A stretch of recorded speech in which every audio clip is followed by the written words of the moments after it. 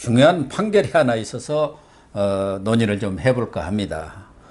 지난 2020년 4.15 총선이 있었고 그 4.15 총선 이후에 특히 뭐 이런 보수 쪽에서 강력히 반발한 게 부정선거가 있었다. 그 부정선거 논란 아니겠습니까?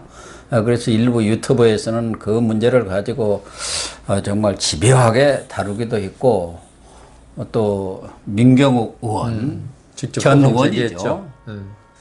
인천 연수구에서 나왔다가 낙선을 했는데 무효 소송을 냈는데 이 무효 소송이 한 2년여 만에 대법원에서 지금 기각 판결이죠. 맞습니다.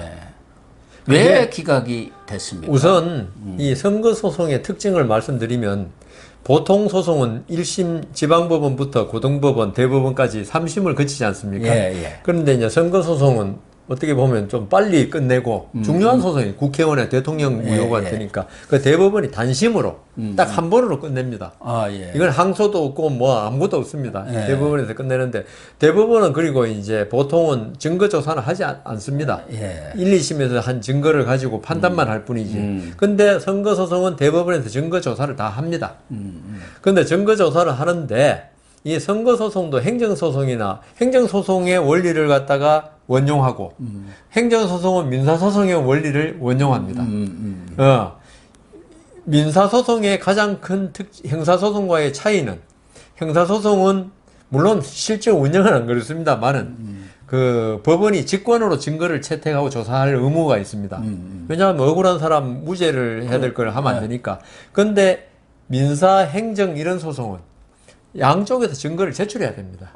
본인이 제출해야 하는 그거 우리가 이제 소위 당사자주의라 그러는데 물론 행정소송하고 선거소송은 민사소송만큼 당사자주의가 강하지는 않지만 그렇다 하더라도 선거소송에서 증거를 제출할 책임이 상당 부분 당사자한테 있습니다. 그러니까 결국은 이거는 민경욱 전 의원 쪽에 했으면은 그쪽에서 입증을 하라는 거예요. 증거를 증명을 하라는 거예요. 부정선거에.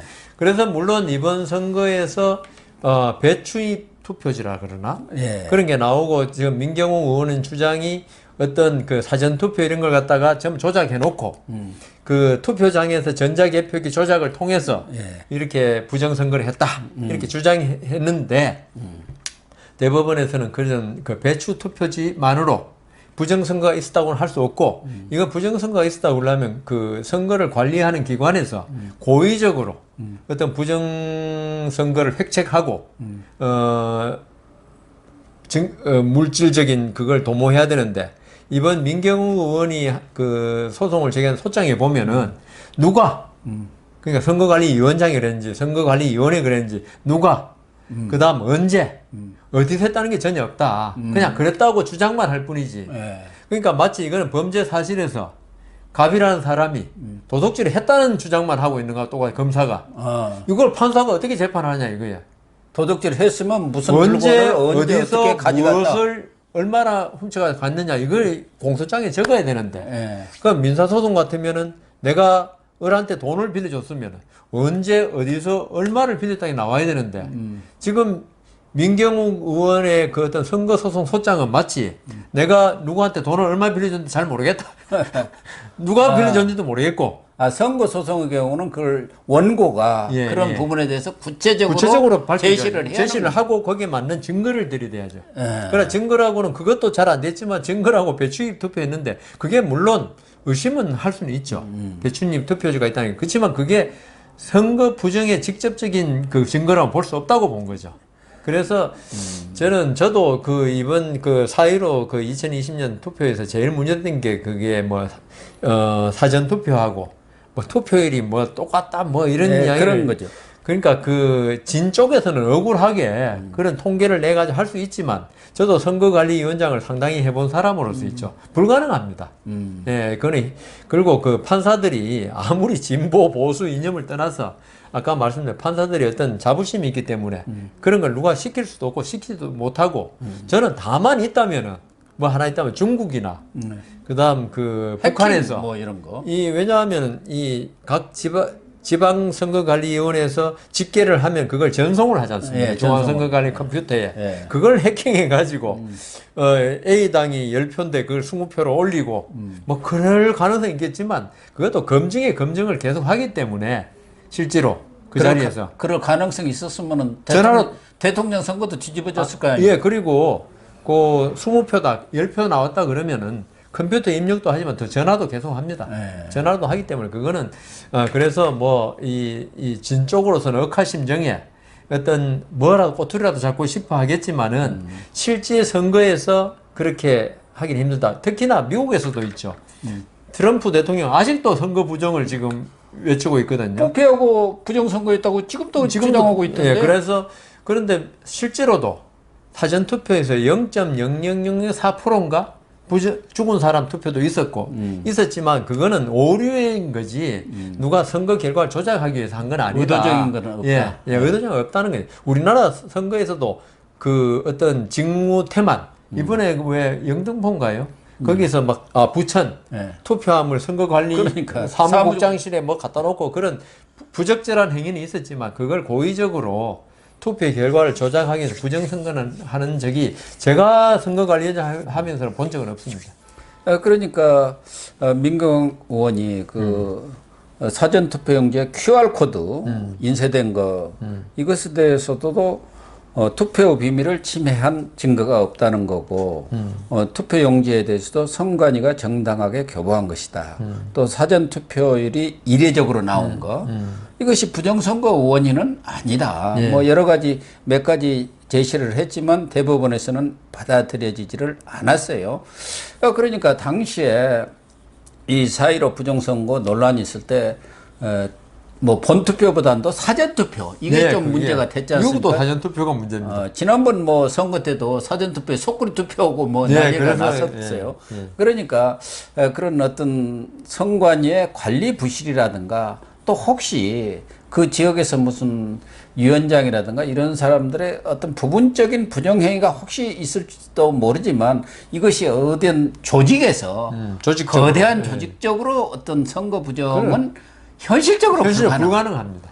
저는 그래서 그 당시에도 이 문제를 잘 다루지 않았습니다. 일부 유튜버들은 제가 볼 때는 말도 안 되는 소리를 해가면서 난리 법석을 펴고 거기에 또 영업하시는 분들도 많이 있던데 우리가 좀 합리적으로 판단을 좀 할 필요는 있지 그러니까 않겠느냐. 억울하고 믿고 하더라도 현실을 인정할 건 인정해야지 그걸 종교적으로 무조건 잘못됐다. 이거는 아까 우리 팬덤 현상 이야기했지만 똑같은 거거든. 종교거든요, 그거는.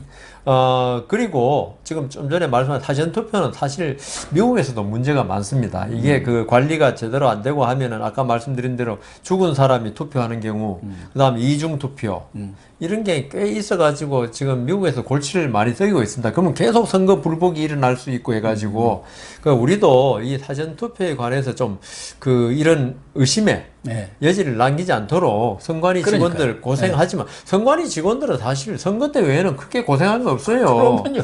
그러면은 그 선거 때는 공무원을 갖다 좀 지원을 좀 더 대폭을 해가지고 선거마치 중요한 게 민주주의의 근간 아닙니까?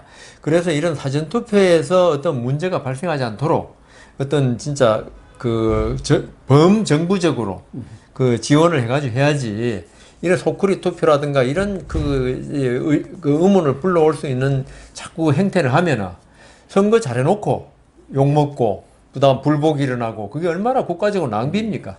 저도 그 당시에도 그 사전투표는 여러 가지로 의구심을 살 만한 부분이 많더라. 어디 남의 박스 같은 데다가 그냥 갖고 들고 들어가고 막 그래서 뭐 저런 게 다 있느냐. 그러니까. 그래서 그런 부분은 뭐 선관위라든가 행정당국에서도 뭔가 조치가 있어야겠지만 정치권에서도 그런 부분이 없도록 필요한 어떤 제도적인 장치를 마련해야 해요. 그때만 떠들다가 선거 끝나고 나면 뭐 나 몰라 해버린단 말이에요. 유야무야 돼버리죠. 그래서 이번 판결에서도 고도의 전산 기술이라든가 해킹 능력이 필요한 그런 대규모적인 조작, 의도적인 그런 선거 부정은 없었다는 것이고 특히 이런 대규모 조직이랄까, 뭐 정부라든가 어떤 특정 세력이랄까, 또 막대한 자금이 들지 않습니까? 그런 일을 하려면 그런 것은 없었다. 다만 선관이라든가 이런 데서 관리 부실이라든가 일부 오류 뭐 이런 것들은 있을 수 있는데 그것이 이 선거 결과를 영향을 미칠 만한 건 아니다 이거죠. 그렇죠. 이번에 보면은 민경욱 의원 그 인천 연수원에서도 정일영 의원이 52,806표를 얻었고 민경욱 의원이 49,913표입니다. 그래서 민경욱 의원으로서는 이 사전투표에서 뭔가 조작이 있어가지고 본투표에서 이겼는데 이게 합치면서 뒤집어졌다 하니까 본인으로서는 억울하죠. 억울하겠죠. 사전투표 보니까 누가 봐도 저렇게 관리하면 안 되는데 그런 느낌들이 있었을 거 아닙니까? 그러나 그것을 어떤 특정 정치 세력이라든가 뭐 이런 데서 조직적으로 예. 아주 거대한 인력과 자금을 동원해 갖고 부정투표가 있었다. 이렇게 이야기하는 것은 우리 나라가 지금 10위권의 선진국인데 우리나라 국격이라든가 품격을 완전히 떨어뜨리는 거 아니냐. 그러니까 그렇게 말하면 아까 말씀하신 대로 이번 대통령 선거도 바뀌어야죠. 예. 그리고 그 미국의 저번에 그 조지아주하고 몇 개 주에서 트럼프가 하도 난리 쳐가지고 그거 새로 선거 예산이 엄청나게 들었습니다. 왜냐하면 전부 다 동원해가지고 인력을 그 미국 인건비도 비싼데 그 정도로 그 국가적으로 낭비가 심합니다. 이걸 갖다 불복이 시작되면은. 그러니까 그 불복이 아예 여지를 없애도록 관리를 잘 해가지고 그 불복 여지를 안 두는 게 최고고 그 다음 어떤 결과가 나오면요 좀 억울하더라도 수긍하고 저번에 2020년 대선 그 총선에서는 사실은 뭐 더불어민주당이 그냥 휩쓸었지 않습니까? 네, 그랬습니다. 민경욱 전 의원 입장에서는 뭐 이런 대법원 판결 결과에 대해서 나름대로 불만을 표시도 할 수 있고 규탄도 할 수 있다고 저는 개인적으로 생각하는데 뭐 그건 자유니까요. 우리 여 변호사님하고 같이 이번에 아주 거물급을 로고스에서 영입했는데 황교안 전 총리 아닙니까? 또 법무부 장관까지 지내신 분입니다. 이런 분이 한 1,000여 명의 시민과 함께 대법원 앞에서 연좌농성을 하면서 사법부가 죽었다. 2020년 7월 28일은 북치일이다. 역사의 심판을 대법관들이 받을 것이다. 이렇게까지 대법원 판결을 부인하고 나서는 것이 과연 전직 법무장관, 국무총리를 지낸 대통령 권한대행까지 지내신 분의 할 행태인가 행위인가 이 점은 조금 저는 그러니까 아쉽게 생각합니다. 세상 모든 일에 만족스러운 게 어디 있겠습니까? 좀 다 불만이 있는데 그러니까 그 보통 지나가던 사람이 그런 식으로 하는 거 뭐 있을 수 있다는데 그 정도 노블리스 오블리스 제가 할 때마다 말씀드리는데 그 정도면은 본인이 대통령 권한 대행까지 했으면은 거기에 대해서 이제 그 아쉽지만 이번에 권성동 직무대행은 받아들이자 그런 식으로 말했더라고. 그걸 떠나서 국가가 안정돼야 되거든요. 근데 지금 선거가 끝난 지 2년이 넘었는데도 지금도 저러시면은 이게 좀 안타깝습니다. 이준석 국민의힘 대표 같은 경우는 원래 이 4.15 부정 선거 주장에 대해서 아주 강하게 비판을 했지 않습니까? 이번에도 이 판결 결과를 놓고 보수 유튜버들의 돈벌이에 극우 유튜브라 했습니다.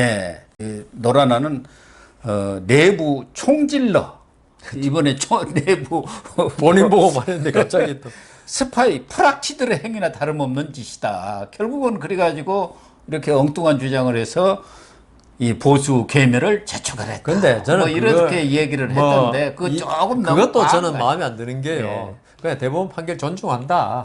한마디 하면 되지. 지금 뭐 또 내부 사람들은 그렇게 또 그냥 이준석 대표의 현재 위치를 보고 말을 해야지. 원래 우리 속담에 앉을 자리 보고 앉아 누울 자리 보고 누워야 한다 그러지 않습니까? 그러니까 이준석 대표가 현재 지금 처한 입장에서 그런 이야기를 하면 결국은 국민의힘 당내 그 내용을 더 심화시켜 가지고 내 정치적인 이득을 보겠다 이럴 때문에 말한 거 아니냐? 그럼 자기 말로는 자기가 이긴 거 아닙니까? 그 부분에서는 선거 부정에서는 그랬으면 겸손하게 잘 될 때 겸손해야 되거든요. 아무튼 이번 판결을 계기로 해서 중앙선관위가 더욱더 좀 경각심을 갖고 이런 부정선거 논란이 나올 수 있는 빌미 자체를 없애도록 해야 그렇게 좀 노력을 해야죠. 전임 그 노정희 선관위원장이 물러났지만 그 사람 잘 물러났습니다. 뭐 제대로 관리를 안 하고 토요일 날 쉬고 토요일 날 그 선거가 진행되고 있는데 나오지도 않고 예. 그러니까 이런 여러 가지 문제점이 나온 것 아닙니까? 예. 네, 오늘 방송 시청해 주셔서 감사합니다.